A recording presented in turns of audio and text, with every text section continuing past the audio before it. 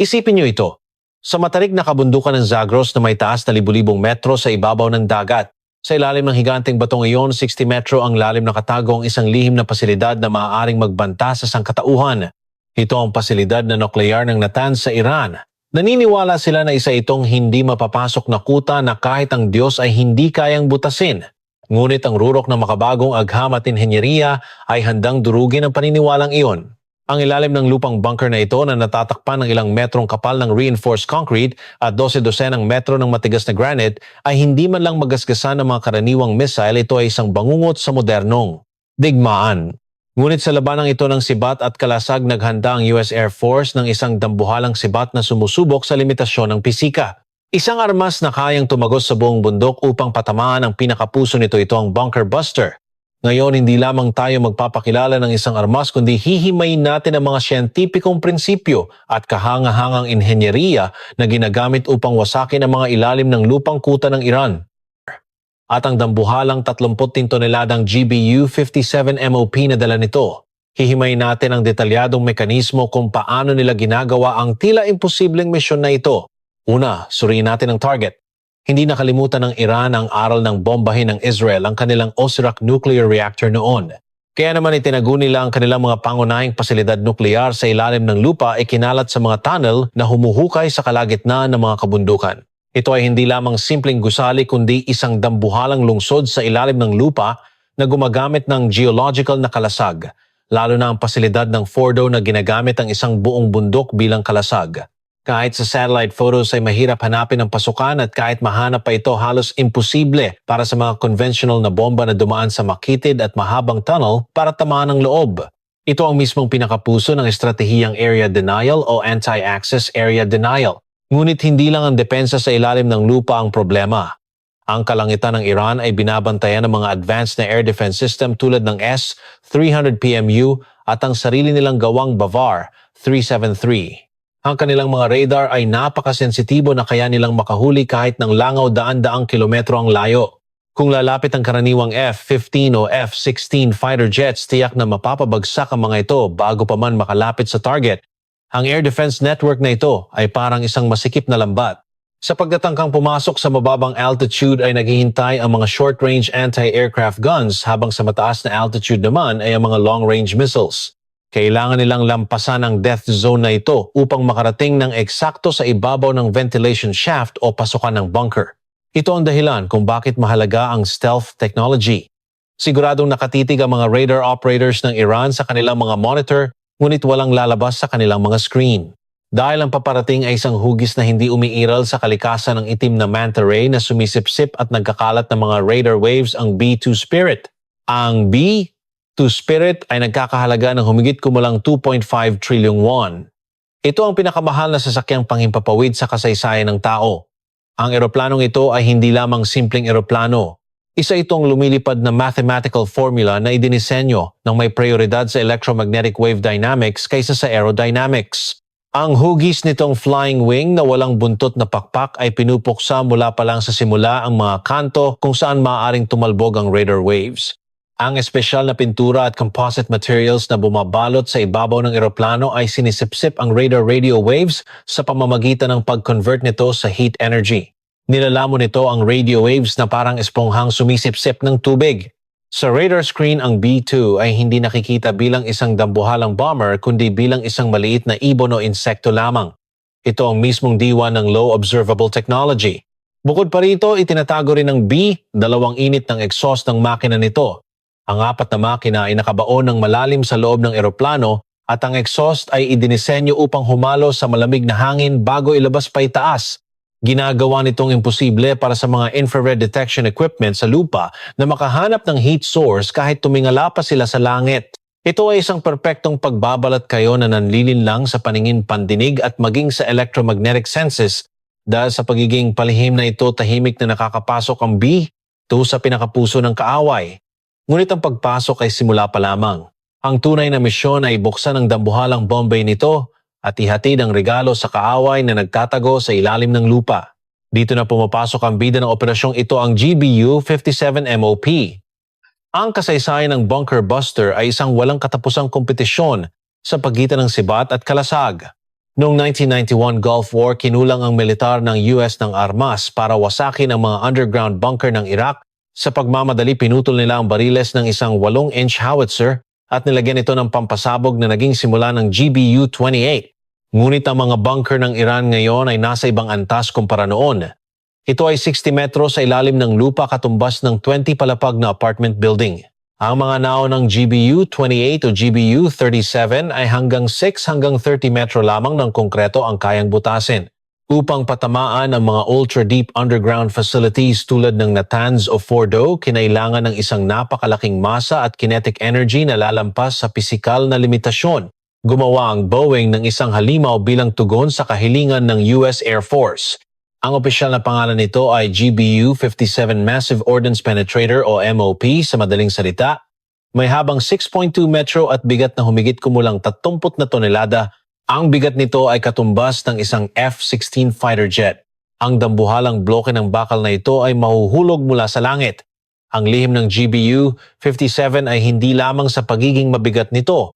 Ang susi ay ang penetrating power nito.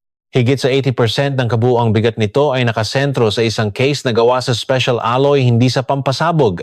Ang unahan ng warhead ay gawa sa isang special steel alloy na sinasabing mas matigas pa sa brilyante, kaya't kapag bumangga ito, hindi ito nawawasak kundi dinudurog at binubutas ang bedrock. Isipin nyo ito. Isang 14 toneladang poste ng bakal ang babagsak sa lupa sa bilis na halos katumbas ng tunog speed of sound. Ang kinetic energy na nalilikha nito ay higit pa sa imahinasyon. Bago pa man sumabog ang pampasabog, ang purong lakas ng pagbangga ay nagdudulot na ng shockwave na parang lindol habang binubutas nito ang mga layer ng lupa. Mas maituturing itong isang bulalakaw mula sa kalawakan kaysa sa isang bomba. Ngunit hindi sapat ang basta na lang pagbutas papasok. Kailangan itong sumabog sa eksaktong timing. Kung sasabog ito ng masyadong maaga, ibabaw lang ng lupa ang liliparin nito, at kung hindi naman sasabog, magiging isa lamang itong mamahaling tipak ng bakal. Dito pumapasok ang Smart Delayed Fuse Technology. Real-time na nadedetect ng fuse na ito ang pagbabago sa density ng medium na dinadaanan ng bomba. Lupa bedrock ang unang konkretong kisame at ang bakanteng espasyo. Binabasa ng fuse ang pattern ng impact na ito. Wala pa. Mas malalim. At sa wakas, sa sandaling madetect nito ang panloob na espasyo ng bunker o ang void sa target, nalalim magpapadala ito ng signal para sumabog. Para sa mga tao sa loob ng bunker ito ay ang sandali kung saan maririnig nila ang pagkakabutas ng kisame kasabay ng pagbubukas ng impyerno. Ang loob ng GBU-57 ay puno ng humigit kumulang 2.4 tonelada ng high-performance explosives. Ang pampasabog na ito ay mas malakas kaysa sa karaniwang TNT, ngunit hindi gaanong sensitibo sa impact, kaya siguradong hindi ito sasabog habang bumubutas pa lamang. Sa sandaling sumabog ito sa loob, ang buong istruktura ng bunker ay babagsak mula sa loob palabas dahil sa pressure effect sa loob ng isang saradong espasyo. Tama na ang teorya. I-simulate natin kung paano magaganap ang aktual na operasyon. Operation name Silent Hammer. Mula sa Whiteman Air Force Base sa Missouri, USA o sa Diego Garcia Base sa Indian Ocean, lilipad ang isang fleet ng B-2 Spirits. Sa isang gabing kasing itim ng Alcatraz sa ilalim ng radio silence, ang distansya patungong Iran ay napakalayo. Kailangan ng mid-air refueling. Ang KC-135 o KC-46 refueling tankers ay naghihintay na sa napagkasunduang airspace. Sa gitna ng dilim libu-libong metro sa himpapawid, magdodock ang dalawang eroplano para magpagasolina. Ang buong prosesong ito ay mahigpit na kinokontrol upang hindi ma-detect ng mga satellite o radar ng kaaway.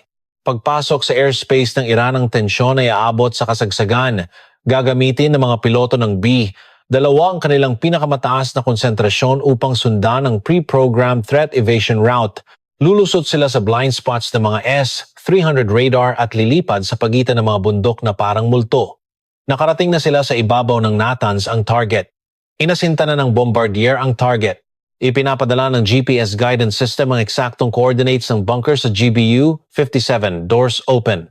Bumubukas ang tiyan ng eroplano at dalawang dambuhalang bloke ng bakal na TIG. 14 tonelada ang sunod-sunod na inihuhulog. Dahil sa gravity, nagsisimula itong bumilis. Ngayon, wala nang atrasan. Bumagsak ang unang bomba sa lupa. Isang napakalaking ulap ng alikabok ang umangat, ngunit walang narinig na pagsabog dahil nawala ito sa ilalim ng lupa.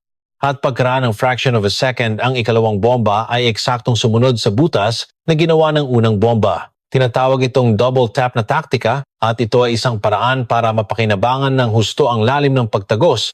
60 metros sa ilalim ng lupa sa wakas ay naabot na nito ang main hall ng bunker. Gumana ang fuse at sumabog kasabay ng isang napakalaking liwanag. Ang shockwave ay walang mapuntahan sa loob ng saradong espasyo sa ilalim ng lupa kaya inihahampas nito ang sarili sa mga pader at kisame ng 12-dosenang beses. Ang mga centrifuges ay nalulupi na parang papel at ang mga support structures ay gumuho. Sa ibabaw mararamdaman ang isang mabigat na panginginig na yumayanig sa buong bundok para bang nagkaroon ng artipisyal na lindol. Sa satellite photos makikita ang pagguho ng ibabaw ng bundok o ang maitim na usok na lumalabas mula sa mga ventilation shafts. Tagumpay ang operasyon. Ang pasilidad sa Natanz ay nawalan ng kakayahang gumana. Ang kakayahang umatake na ito ay hindi lamang para sa pagwasak. Nagsisilbi itong isang malakas na deterrent o panakot, isang mensahe na kaya nating manira anumang oras, saan man at gaano man kalalim ito. Ito ang kabalintunaan ng realidad kung saan kailangan mong magkaroon ng pinakamalakas na armas pandigma para maiwasan ang digmaan. Ang kombinasyon ng B-2 at GBU-57 ang kasalukuyang pinakamalakas na conventional weapon na tagawasak ng mga underground facilities na ginawa ng sangkatauhan. Ngunit patuloy na umuunlad ang teknolohiya. Ang pagdating ng hypersonic missiles at ng next-generation stealth bomber na B-21 Raider ay nagbabadya ng panibagong dimensyon sa labanan ng sibat at kalasag.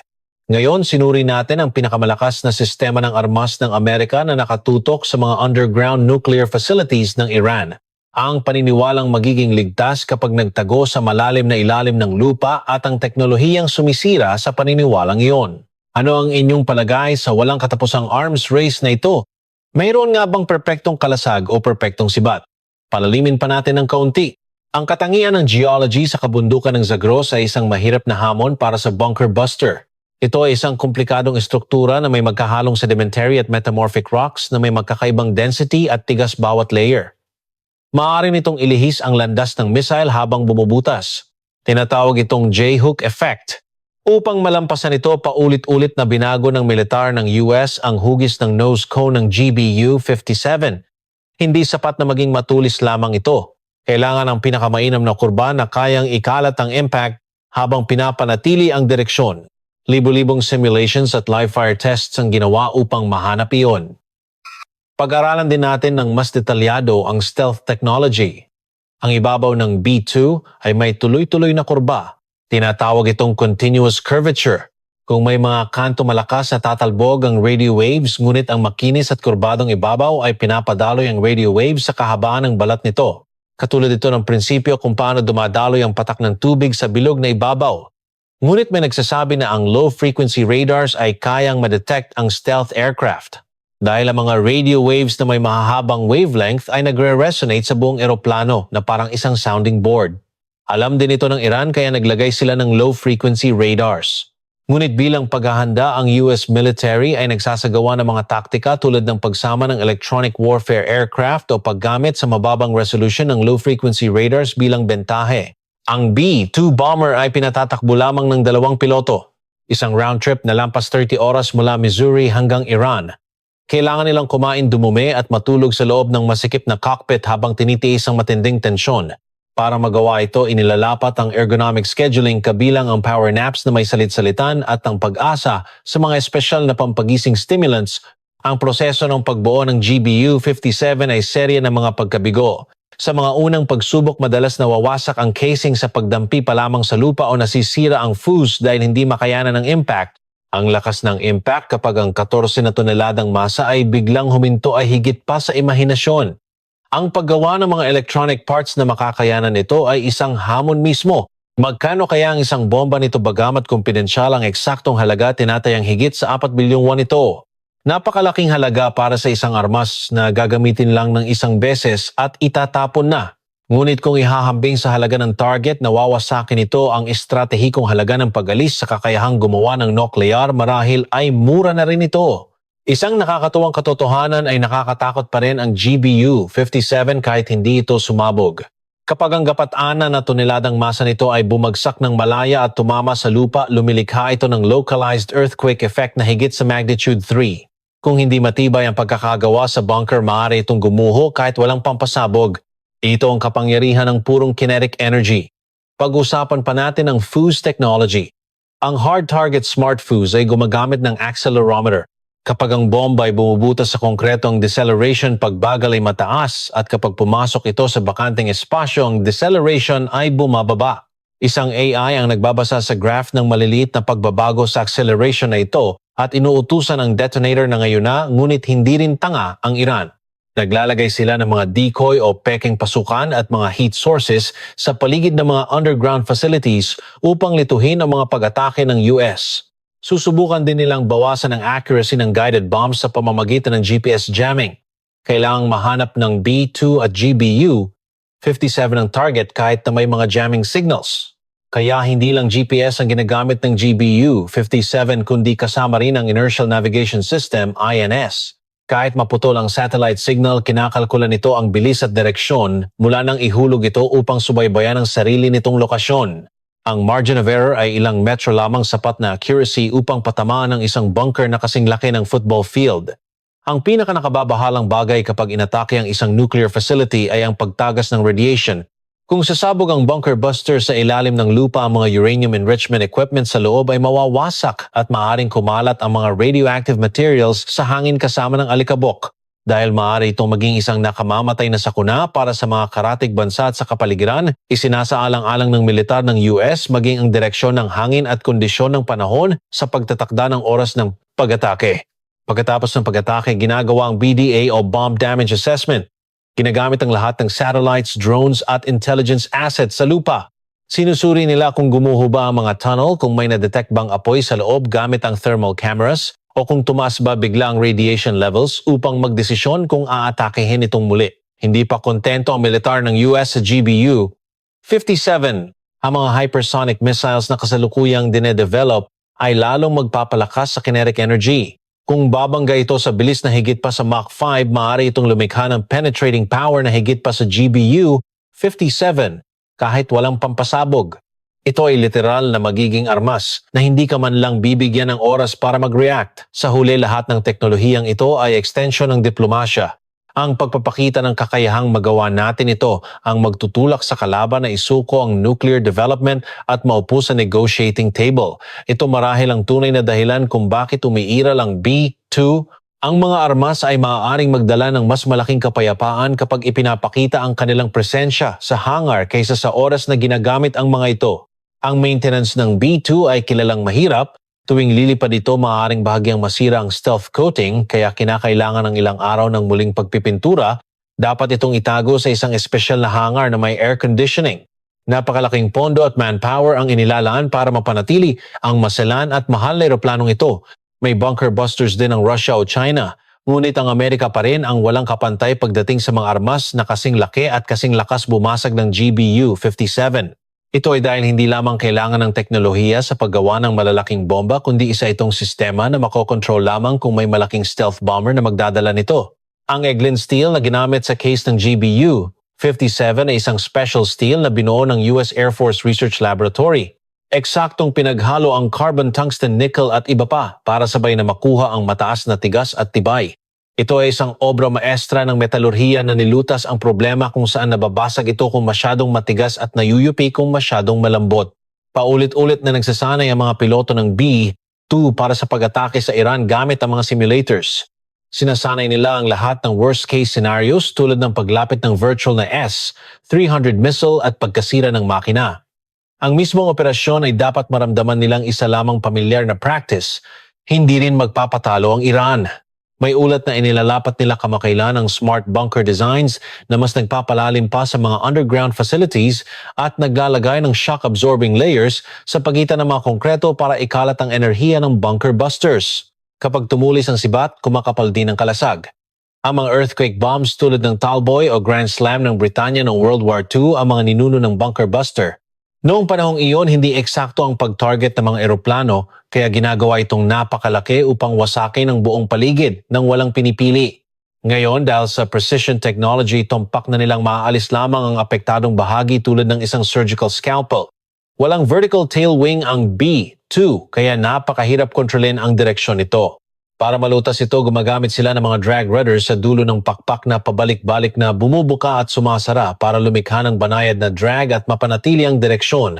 Ang buong prosesong ito ay kinokontrol ng computer daan-daang beses bawat segundo dahil imposibleng liparin ng eroplanong ito gamit lamang ang pakiramdam ng tao. Mahalaga rin ang thermobaric effect na nangyayari kapag may pagsabog sa ilalim ng lupa. Kapag nagkaroon ng high temperature na pagsabog sa isang saradong espasyo tulad ng bunker, mabilis na nasusunog ang oxygen na lumilikha ng matinding init at pagkakaiba sa pressure. Ito ay hindi lang nakakasira ng kagamitan kundi nagdudulot din ito ng nakamamatay na pinsala sa mga tao sa loob. Hindi ito isang solitaryong operasyon. Isang joint operation ang nagaganap kung saan may mga reconnaissance satellites sa kalawakan early warning aircraft sa himpapawid at ang cyber units na pinaralisa ang communication network ng Iran. Ang pagbagsak ng GBU-57 ay ang climax lamang ng isang malaking orkestra at kailangang mauna ang pagtugtog ng maraming instrumento. Kung talagang gagamitin ng armas na ito ang sitwasyon sa gitnang silangan ay malulubog sa isang hindi mapigilang kaguluhan.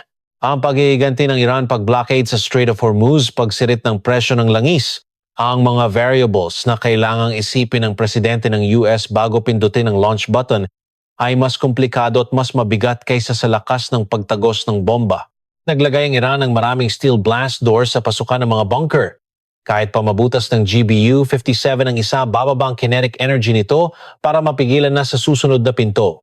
Bilang tugon dito, naghahanda ng iba't ibang senaryo ang US military tulad ng pag-adjust sa fuse settings ng bomba para makalusot sa unang pinto at sumabog sa harap ng ikalawang pinto. Ang pagkakabit pa lang ng 14 toneladang bomba sa eroplano ay isa ng malaking proyekto. Kailangan ng custom-built na hydraulic lift at dapat itong ikabit sa bomb bay na walang kahit 1 mm na error. Dahil kung magkakamali sa prosesong ito, maaari nilang mawala ang buong trilyong won na halaga ng bomber at bomba kaya nagtatrabaho ang mga armorer na parang naglalakad sa manipis na yelo. Ang B-2 ay ginawa gamit ang teknolohiya ng 1980s ngunit ang loob nito ay bago na lahat. Sa pamamagitan ng tuloy-tuloy na upgrades, nilagyan ito ng pinakabagong computers at communication equipment. Lalo na sa pamamagitan ng DMSM Modernization Program, lubos na napabuti ang kakayahan nitong makipag-electronic warfare laban sa pinakabagong anti-aircraft systems ng kalaban. Ang mga precision machines sa loob ng underground facilities, lalo na ang uranium enrichment centrifuges, ay madaling masira sa kaunting vibrations. Kahit hindi tuluyang gumuho ang bunker, ang malakas na vibration mula sa impact ng GBU-57 ay sapat na upang sirain ang libu-libong centrifuges ng parang domino. Ito ang tinatawag na soft kill effect. Agad pagkatapos ng pag-atake, magpapalipad ang US military ng mga stealth reconnaissance drones tulad ng RQ-170 o RQ-180 upang kunan ng larawan ng lugar. Bagamat mayroon silang mapait na alaala ng ma-hijack ng Iran ang isang RQ-170 dati, wala silang magagawa kundi harapin ang panganib at magpadala muli ng mga drones para makumpirma ang eksaktong pinsala. Bukod sa Natanz, may mga nakatagong missile bases sa ilalim ng lupa sa buong Iran. Maaari ring gamitin ng GBU-57 upang paunang atakehin ang mga underground missile launchers na ito at putulin ang kakayahan ng Iran na gumanti. Maituturing itong isang multi-purpose strategic weapon. Humahanga tayo sa pagiging sopistikado ng teknolohiya ngunit hindi natin dapat kalimutan na ang armas na ito sa huli ay ginawa upang pumatay at manira. Sa likod ng kahanga-hangang inhenyeriya ay nakatago ang trahedya ng digmaan. Nasa pagpili ng tao kung ang pag-unlad ng siyensya at teknolohiya ay magiging kasangkapan para mapanatili ang kapayapaan o kasangkapan ng pagkawasak. Ang flight cost per hour ng B-2 ay humigit kumulang 150 milyong won. Sa virtual scenario tulad nito, natatakbo ng 30 oras na misyon ng fuel at maintenance costs pa lang ay 4.5 bilyong won na mawawala sa hangin. Kapag isinama ang presyo ng bomba, ang isang operasyon ay umaabot ng 10-10 bilyong won isang misyon na literal na sinusunog ang pera. Pinag-aaralan ng Iran ang bistatic radar technology. Ito ay isang pagtatangka na paghiwalayin ng transmitter ng radio waves mula sa receiver upang masalo ang mga reflected waves na tumatalbog sa stealth aircraft papunta sa ibang lokasyon. Isa itong halimbawa na nagpapakita na habang tumutulis ang sibat, umuunlad din ang kalasag. Patuloy na ine-eksperimento ng US military ang mga improved versions ng GBU-57. Pinag-aaralan ng mga paraan tulad ng pagkabit ng rocket booster para makabutas ng mas malalim o paggamit ng mas malakas na pampasabog. Para bang gusto nilang butasin ang mundo papunta sa kabilang bahagi nito balang araw. Ang laser guidance system ay mahina laban sa ulap o hamog. Ngunit dahil pangunahing ginagamit ng GBU-57 ang GPS at INS system, halos hindi ito naaapektuhan ng panahon. Ang gabi kung saan may malakas na bagyo ang sandaling hindi nag-iingat ang kaaway ang siya mismong pinakamagandang oras para umatake. Ang pag-atake sa isang nuclear facility ay lubhang kontrobersyal din sa ilalim ng international law. Maaari bang kilalanin ang preemptive strike bilang karapatan sa pagtatanggol sa sarili? Paano ang pinsala sa mga sibilyan dahil sa pagtagas ng radiation? Palaging may mga komplikadong legal at etikal na debate na sumusunod sa mga operasyon militar. Ang loob ng bunker ay masalimuot na parang maze. Idinisenyo para maglakbay ang pressure ng pagsabog sa mga tunnel at sumira sa bawat sulok. Ang GBU-57 ay nagpaparalisa sa buong pasilidad tulad ng lasong kumakalat sa mga ugat. Hindi ito isang simpleng pagpapasabog kundi isang sopistikadong inhenyeriya ng paninira na sinasamantala ang mga structural characteristics. Sa huli tao pa rin ang nagpapatakbo sa dambuhalang sistemang ito. Ang pawis at pagsisikap ng libu-libong tao, mga mekaniko, armor, piloto at operations officers ang namumuhunan sa paglipad ng isang B-2. Dapat din nating alalahanin ang kanilang hirap na nakatago sa likod ng kinang ng teknolohiya. Ngayon, isa itong mahabang paglalakbay. Ang underground na kuta ng Iran at ang susubok bumutas dito na B-2 at GBU-57. Ito ay ang pinagsama-samang kabuuan ng modernong agham at teknolohiya at ang pinakamatinding anyo ng laban ng sibat at kalasag. Umaasa tayo na hindi darating ang araw na aktwal na gagamitin ang makapangyarihang armas na ito dahil ang halaga nito ay mas nagniningning kung umiiral lang ito bilang isang panakot. Ngunit kung darating ang araw na iyon, ang magiging resulta ay tulad mismo ng nasimulate natin. Naging kapakipakinabang ba ang video natin ngayon? Ang labanan sa pagitan ng underground bunker at bunker buster. Sino sa palagay nyo ang mananalo sa huli? Ang sibat ba o ang kalasag? Iwanan ang inyong mga nakakawiling opinyon sa comments. Ang pagkikita ng agham at teknolohiyang militarang channel na pandaigdigang ekonomiya ay patuloy na magbabalik na may mas kamangha-mangha at malalim na pagsusuri. Ang pag-subscribe at pag-like ay malaking tulong sa paggawa ng video. Huwag din kalimutan iyon ang notifications. Sa susunod na episode, tatalakayin natin ang air combat simulation sa pagitan ng mga hari ng kalangitan, ang F-22 Raptor at ang F-35 Lightning II. Kung maglalaban ng mga stealth fighter, sino kaya mananalo? Maaari kayong umasa dito. Para sa mga references at sources na nakatulong sa paggawa ng video, mangyaring tingnan ang description box. Naghanda rin kami ng mga recommended video sa screen para sa mga military enthusiasts. Bonus trivia.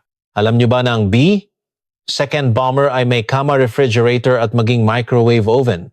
Ito ay mga kinakailangang survival items para sa mga long-distance flights. Talagang para itong lumilipad na bahay. Isa pa, ang GBU-57 ay napakabigat kaya mayroon itong sariling transport trailer. Ito ay ang MHU-196M trailer at ang presyo pa lamang ng trailer na ito ay katumbas na ng 12 dosenang mamahaling sports cars. Hanggang sa muli, ito po ang pandaigdigang ekonomiya. Inaasahan ko na ang inyong kuryosidad ay magpapalawak ng inyong pananaw sa pagtingin sa mundo. Maraming salamat.